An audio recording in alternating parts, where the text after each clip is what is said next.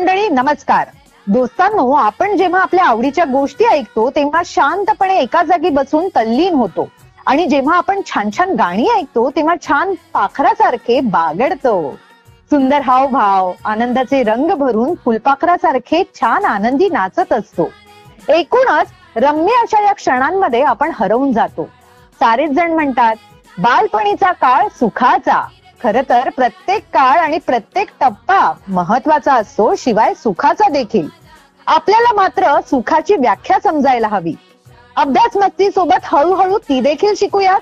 त्यासाठीच तर मी आरजे रेश्मा आणि मधुलिका आलोय आपल्या शाळेबाहेरच्या शाळेत.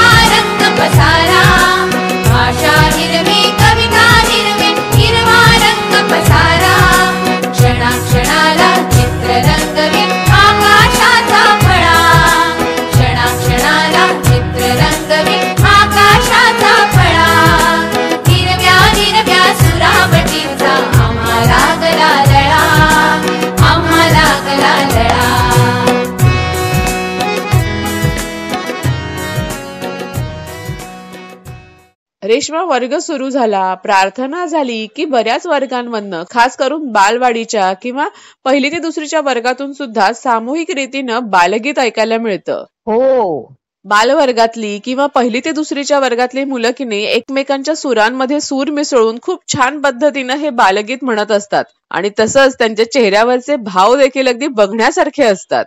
हो ग, खरंच. आणि वर्गाच्या सुरुवातीला बालगीत आपण यासाठीच म्हणतो की मुलांनी आपला आळस झटकावा आणि एक नवी सुरुवात दिवसाची करावी. हो तर. आणि जेव्हा घरची मंडळी मुलांना म्हणतात ना की तुम्हाला एखादं आवडणारं बालगीत म्हणून दाखवा, तेव्हा तर त्यांना लगेच हुरूप येतो. आणि प्रत्येकाचं कुठलं ना कुठलं तरी बालगीत हे आवडणारं असतंच. फार क्वचित एखादं गाणं असेल जे कोणाला आवडलं नसेल, पण याची शक्यता मात्र फारच कमी आहे. त्यामुळे आज आपण सुद्धा बालवर्गातल्या विद्यार्थ्यांबरोबर बालगीताचा अभ्यास करणार आहोत. कारण त्यांना अभ्यास दिलेला आहे की तुम्हाला आवडणारं एखादं बालगीत घरच्यांना म्हणून दाखवा. आणि मुलांनी घरच्यांना विविध बालगीतं म्हणून दाखवले. शिवाय व्हॉइस नोटच्या माध्यमातून आपल्याला सुद्धा व्हॉट्सअप वरती भरपूर गाणी पाठवलेली आहेत. अरे वा, चल मग आता आपण हेच छानसं बालगीत ऐकूया प्रणव बोरकर या अंगणवाडी शिकणाऱ्या विद्यार्थ्याकडून, जो तालुका पारशिवनी, जिल्हा नागपूर इथे राहतो. त्याच्या सोबतच त्याची आई निर्मला बोरकर यांच्याशी सुद्धा आपण गप्पा मारणार आहोत. ओके, बोलूयात आता आपण प्रणव सोबत. निर्मला ताई, नमस्कार. नमस्कार मॅडम. शाळेबाहेरच्या शाळेमध्ये आपलं स्वागत आहे. कशा आहात आपण? छान आहे मॅडम. आणि कसा सुरू आहे प्रणवचा अभ्यास? छान छान. मग तो कधी अभ्यासाला बसला की त्याची चुळबुळ असते की मनापासून एका जागी बसतो, अभ्यास झाल्यावरच उठतो? नाही, असा एका करत राहतो अभ्यास. छान असं सांगावं लागते त्याला, करतो. असा एकाच ठिकाणी बसून नाही, असं म्हणजे हे असं त्याच्या अंगामध्ये थोडीशी हे आहे, स्वतःहून करते, विचारते तो मला.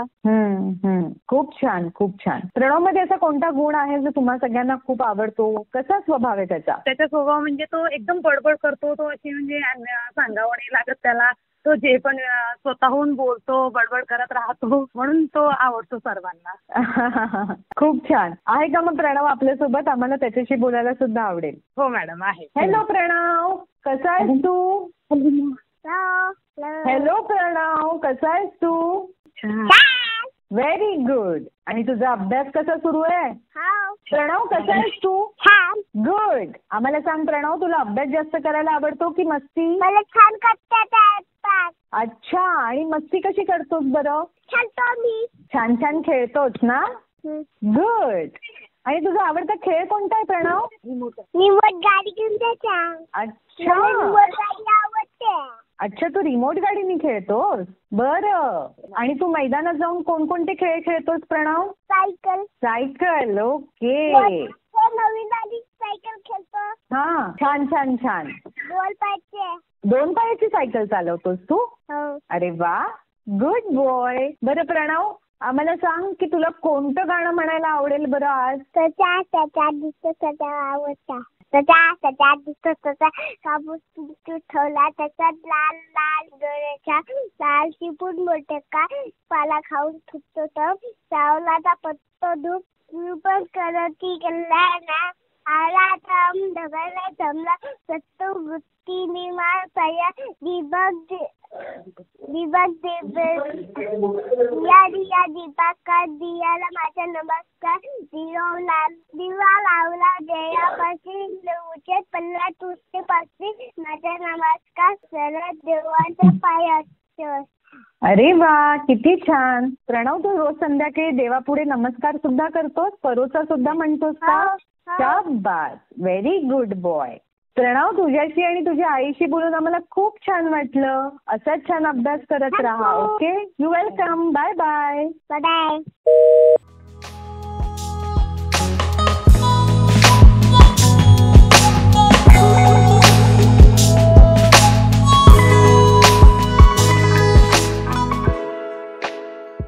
रेश्मा, बघ, बालगीत म्हणून झालं की थोड्या वेळानं भाषेचा अभ्यास होतो, त्यानंतर गणिताचा अभ्यास होतो, मग परिसर अर्थात जीकेचा अभ्यास होतो, नाही का? हो. एकूणच काय, अभ्यासाचा हा क्रम वर्गातला ठरलेला असतो. तसाच आपला रोजचा जगण्याचा दिनक्रम देखील ठरलेला असतो. हो ग, खरंच. म्हणजे दिवसभरात आपण कोणती कोणती कामं सकाळी करायची, कोणती कामं संध्याकाळी करायची, सकाळी कधी जेवायचं, रात्री कधी जेवायचं, अभ्यास कधी करायचा, खेळायचा कधी, हे सगळं की नाही थोडंफार प्रमाणात का होईना ठरलेलं असतं. हो. आणि जेव्हा आपण या नियमांनुसारच जातो तेव्हा आपला दिवस सुद्धा अर्थपूर्ण होत असतो. आणि त्यातही जर आपण वेळ काढून थोडंसं निरीक्षण केलं तर आणखी छान दिवस जातो. त्यातही आपल्याला बरंच काही शिकायला मिळत असतं. अगदी बरोबर. आणि हे आपल्याला प्राण्यांच्या बाबतीत सुद्धा पाहायला मिळतं, नाही का? हो. म्हणजे बसल्या बसल्या आपण खिडकीतून बाहेर डोकावलं तर विविध पक्षी आपल्या नजरेस पडत असतात. छान छान फुलपाखरं आपल्या नजरेत पडत असतात. अरे, फुलपाखरावरून आठवलं मधुलिका, आज आपण 3री ते 5वीच्या विद्यार्थ्यांना फुलपाखरांसंदर्भातलाच अभ्यास दिलाय. अरे वा, मुलं तर नक्कीच खुश होतील. म्हणूनच त्यांना आपण प्रश्न विचारलाय की फुलपाखराच्या वाढीच्या किती आणि कोणत्या अवस्था आहेत याबद्दलची माहिती मिळवा आणि सांगा. मुलांनी माहिती मिळवलेली आहे आणि व्हॉट्सअपच्या माध्यमातून आपल्याला उत्तरं सुद्धा पाठवलेली आहेत. प्राण्यांचा हा जीवनक्रम जाणून घेण्यासाठी आपण 3री ते 5वीच्या विद्यार्थ्यांना हा अभ्यास दिलेला आहे. ज्यांना अधिक माहिती जाणून घ्यायची असेल त्यांच्यासाठी आता आपण फुलपाखराच्या वाढीच्या अवस्था कोणत्या आणि किती आहेत ते जाणूयात.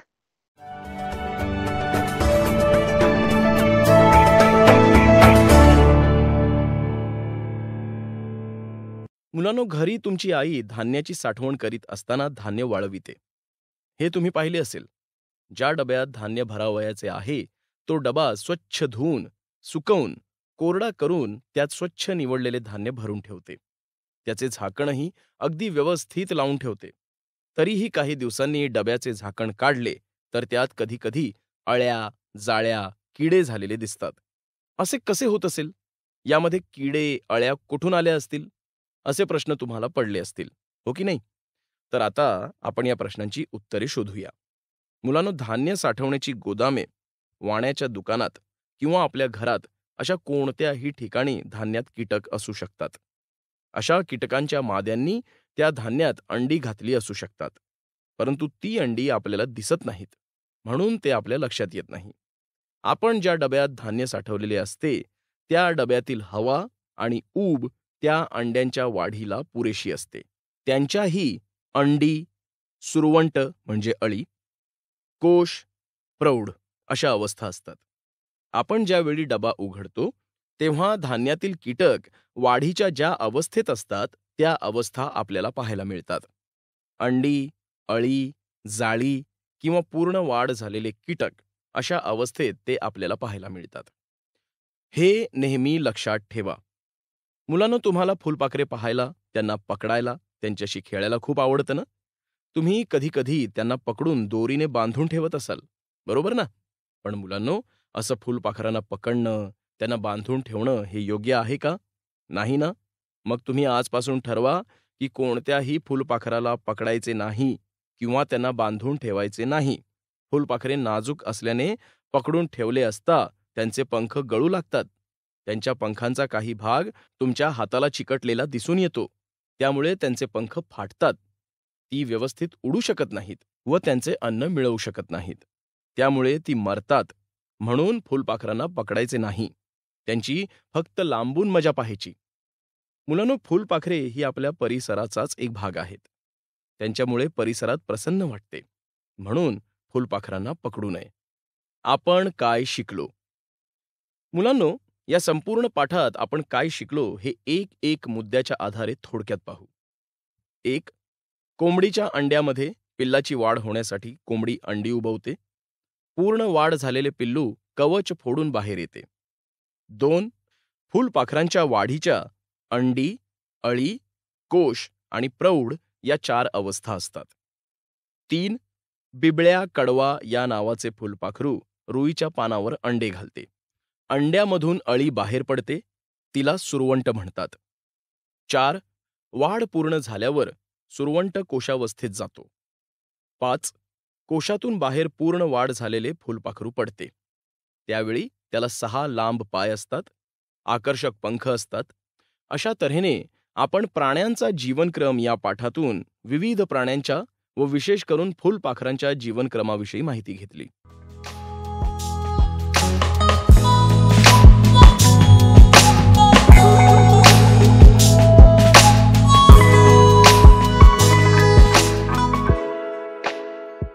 आजचा अभ्यास केने छान खेळीमेळीनं सुरू आहे. तर या खेळीमेळीच्या वातावरणातच एक छानशी आता गोष्ट होऊन जाऊ दे का? हो का नाही?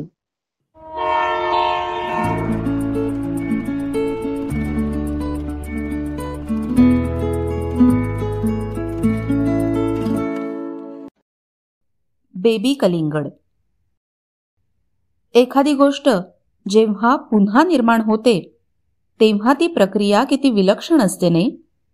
आमच्या बाल्कनीत ही वेल काही दिवसांपासून दिसू लागली तेव्हा ती एखादी रानवेल असेल असे मला वाटले होते. खरं तर त्यावेळी कुंडीमधील शोभेच्या रोपाला इजा होऊ नये म्हणून मी ही वेल बागकाम करताना काढून टाकणार होतो. पण मनात काहीतरी आले आणि ती तशीच राहून गेली. काही दिवसांनी पाणी घालताना पुन्हा या वेलीकडे लक्ष गेले आणि खालच्या बाजूला एक हिरवेगार फळ याच वेलीला लागल्याचे दिसले. सुरुवातीला अंदाज येईना की हे नेमके कोणते फळ आहे ते. काही मित्रमंडळींना फोटो पाठवले. त्यापैकी काहींनी हा कोहळा किंवा काहींनी चक्क पपई असू शकते असे देखील सांगितले. आणि मग समजले की हे हिरवेगार फळ म्हणजे कलिंगड आहे. नंतर आठवले की कडक उन्हाळ्यात खाऊन झाल्यावर कलिंगडाच्या बिया आम्हीच या कुंडीत पेरल्या होत्या. आता त्या बियांपासून नवीन जीव जन्माला आला होता. मला याचा विलक्षण आनंद झाला.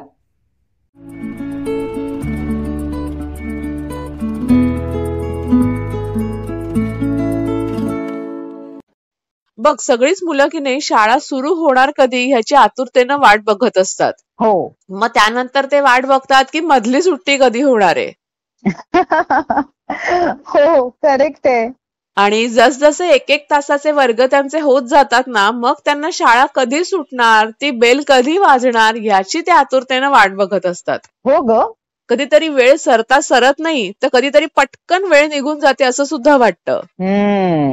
पण कसे मधुलिका, आपली दिनचर्या ही वेळेनुसार म्हणजे घड्याळाच्या काट्यानुसार ठरलेली असते. त्यामुळे सकाळ म्हणजे किती, दुपार म्हणजे किती ते किती आणि संध्याकाळ आणि रात्र म्हणजे किती ते किती हे आपल्याला माहिती असणं गरजेचं आहे. म्हणजे त्या त्या वेळेमध्ये आपण त्या त्या गोष्टी नक्कीच करू शकतो. म्हणजे एकूणच काय, हे दिवसाचे तास आहेत ना ते प्रहरांमध्ये विभागले गेलेले आहेत. बरोबर. आणि त्यातही जर 0 प्रहर काळ असेल तर तेव्हा काय केलं जातं हे सुद्धा जाणून घ्यायला हवंय. आणि याच प्रश्नाचं उत्तर आपल्याला जाणून घ्यायचंय ते 6वी ते 8वीच्या विद्यार्थ्यांकडून. कारण त्यांना प्रश्न सुद्धा हाच विचारलाय की 0 प्रहर काळ म्हणजे काय आणि या काळात काय काय केलं जातं याबद्दलची माहिती मिळवा आणि सांगा. मुलांनी माहिती मिळवलेली आहे आणि उत्तर सुद्धा व्हॉट्सअपच्या माध्यमातून आपल्याला पाठवलेली आहेत. चल मग आता आपण हेच उत्तर जाणून घेऊया प्रज्ञा मौर्ये या खेमराज मेमोरियल इंग्लिश स्कूल व डॉक्टर VK तोरसकर कनिष्ठ महाविद्यालय बांदा इयत्ता 8वी मध्ये शिकणाऱ्या विद्यार्थिनीकडून, जी तालुका सावंतवाडी जिल्हा सिंधुदुर्ग इथे राहते. तिच्या सोबतच तिची आई तन्वी मौर्ये यांच्याशी सुद्धा आपण गप्पा मारणार आहोत. ओके, बोलूयात मग आता आपण प्रज्ञा सोबत. नमस्कार तन्वी ताई. नमस्कार. शाळेबाहेरच्या शाळेमध्ये तुमचं मनापासून स्वागत आहे. कशा आहात आपण? मजेत. आणि कसा सुरू आहे प्रज्ञाचा अभ्यास? एकदम छान. आम्हाला सांगा, घरी प्रज्ञाचा अभ्यास कोण कोण घेतं बरं? आमचं एकत्र कुटुंब आहे, त्याच्यामुळे आजी आजोबा आणि आम्ही दोघं, सगळी फॅमिली तिच्या अभ्यासामध्ये गुंतून पडलेली असते. अरे वा, म्हणजे सगळ्यांचं लक्ष आहे तर प्रज्ञाच्या अभ्यासाकडे. हो, मस्त.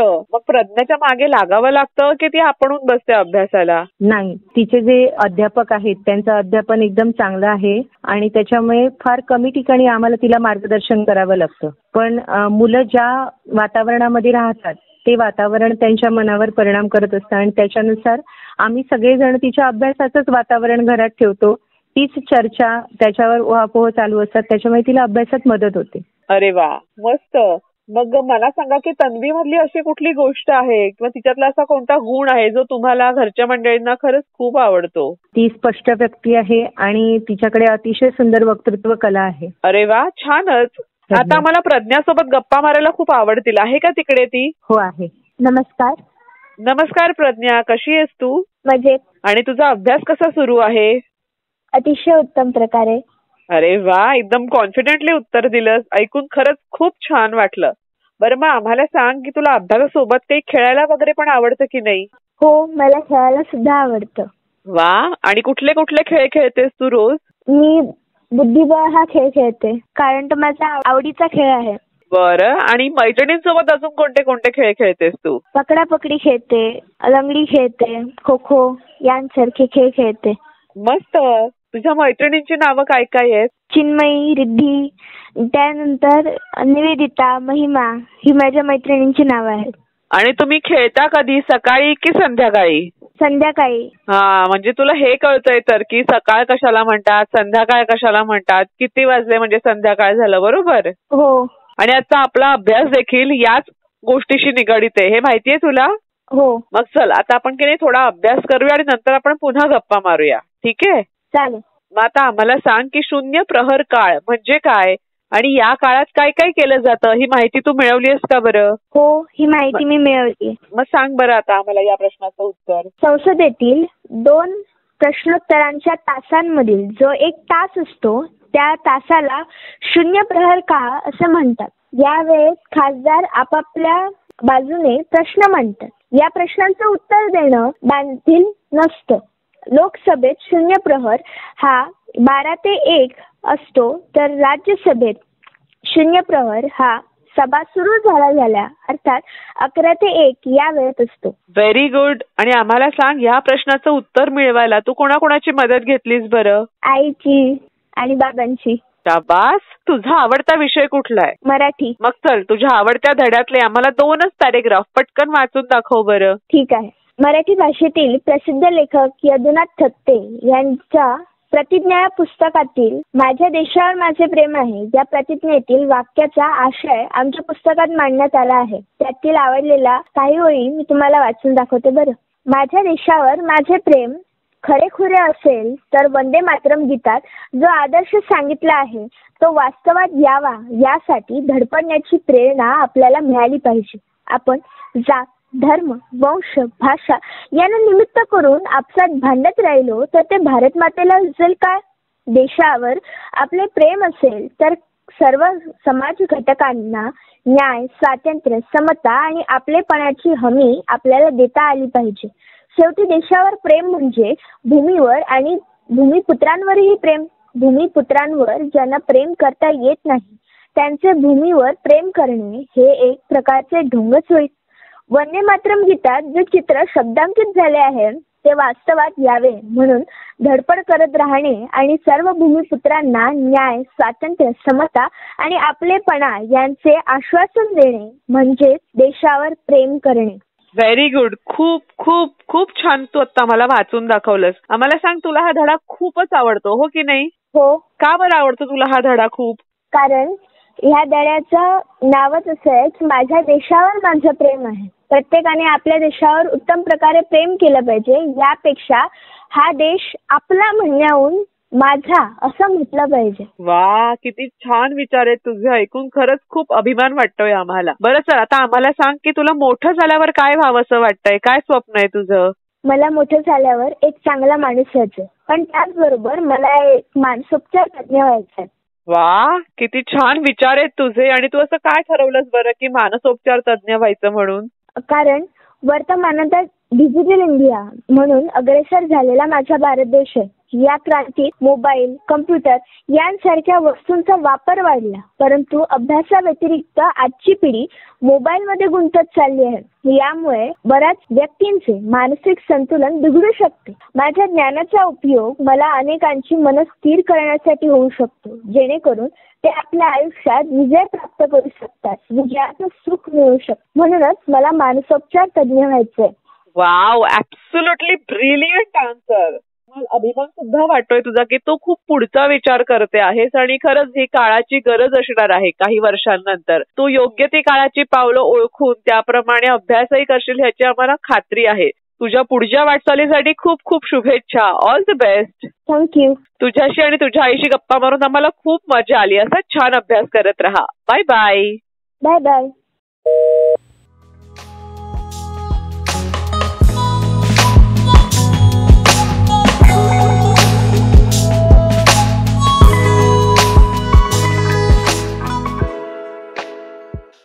आजच्या आपल्या स्मार्ट मता सेगमेंटमध्ये सहभागी होत आहेत क्रांतिज्योती गटाच्या उषा धिंदळे, सोनाली ठोंबरे, काजल बागुल, उज्ज्वला घाणे आणि श्रेया.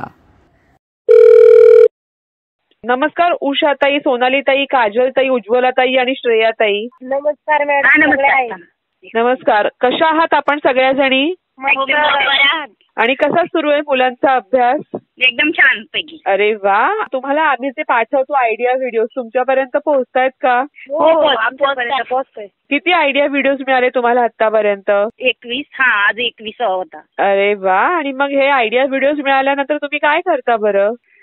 करून घेतो आम्ही, त्यांना बरीचशी माहिती देतो. आम्ही सगळेजण एकत्र येतो आणि मग ग्रुप करून असे 4-5 जणींचा आम्ही आहे तेवढ्या जणी, आणि मग ते मुलांकडनं करून घेतो. आम्ही पण काही करून दाखवतो त्यांना. आणि मग मजा येते का ह्या सगळ्या आयडिया व्हिडिओचे प्रयोग करून बघताना? हो. तुमची आठवड्याची मीटिंग कुठल्या वारी ठरलेली असते? रविवारी शक्यतो असते. आणि तेव्हा तुम्ही तुमच्यासोबत मुलांना सुद्धा ठेवत असाल बरोबर?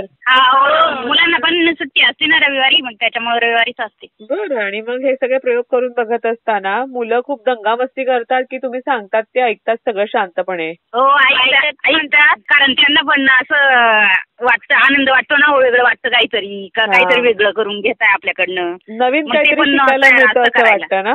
हो. मला सांगा, तुमच्या गटाचं तुम्ही नाव काय दिलंय बरं? क्रांतिज्योती सावित्रीबाई. तुम्हाला हेच नाव द्यावं असं का वाटलं बरं तुमच्या गटाला? कारण क्रांतिज्योती म्हणजे महिलांसाठी त्यांनी खूप काही केलेलं आहे ना, त्याच्यामुळे मग असं. वा वा वा. मला सांगा उषाताई, अगदी अलीकडे तुम्ही कुठला प्रयोग तुमच्या गटामध्ये करून बघितला होता?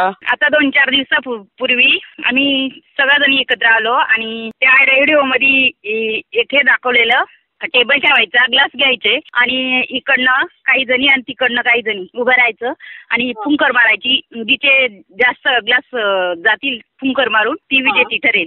बरं. आणि चपातीचा चिवडा बनवला. अच्छा. आणि मला सांगा सोनाली ताई, आता तुम्ही पहिला प्रयोग कुठला केला होता बरं तुमच्या गटात?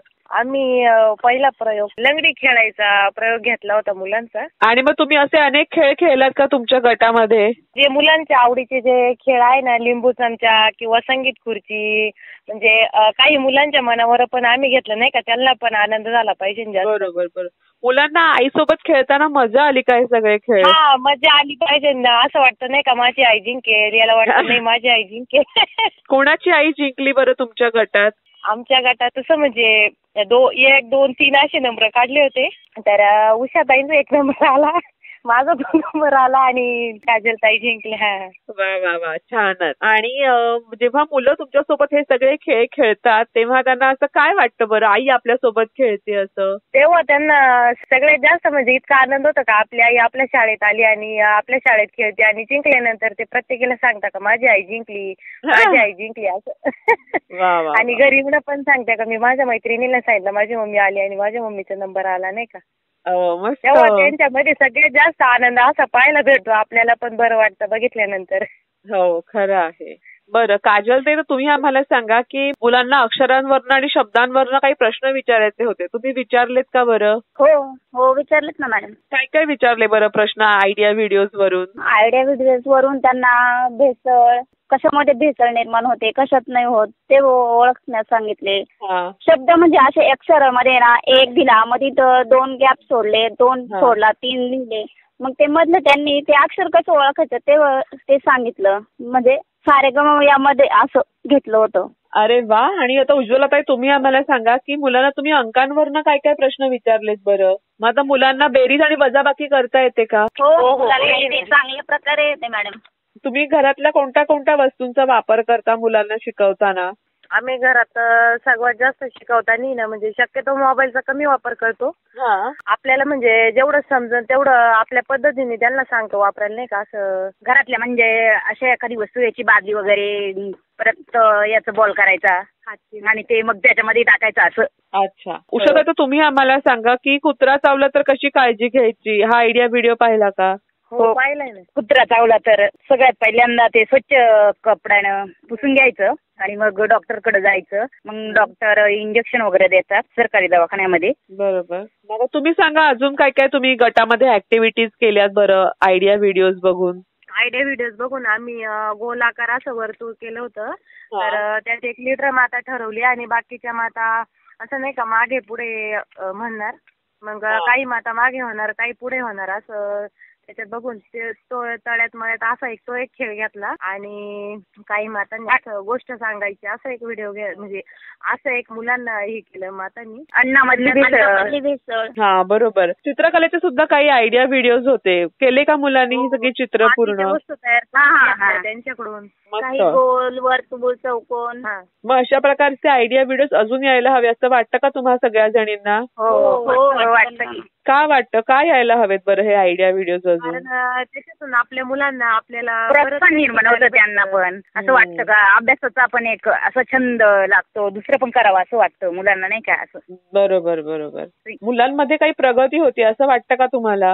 होते. काय काय प्रगती तुम्हाला आतापर्यंत दिसून आली मुलांमध्ये? त्या गोष्टीपासून असं ते बनवलं का, ह्या मॅडमनी वर्गामध्ये अभ्यास दिला का, ते कसं आपण व्हिडिओ करून बनवून घेतो त्याच्याकडनं. मग त्यांना पण असं वाटतं का आपला अभ्यास पण राहिलाय, मग तो पण करून घ्यावा असं आपण ते कसं आवडीनं करतो. मग अभ्यासाचा असा एक छंद लागत जातो त्यांना. वा वा वा. आवड निर्माण झालेली आहे का असं नाही का, करावं आपण. खूपच छान. आणि ही आवड अशीच उत्तरोत्तर वाढत जाऊ यासाठी तुम्हाला खूप खूप शुभेच्छा. Thank you madam. वेलकम. उषाताई, सोनालीताई, काजलताई, उज्ज्वलाताई आणि श्रेयाताई, आजच्या कार्यक्रमात सहभागी झाल्याबद्दल खूप खूप धन्यवाद. Thank you madam. Okay, bye bye. Bye bye.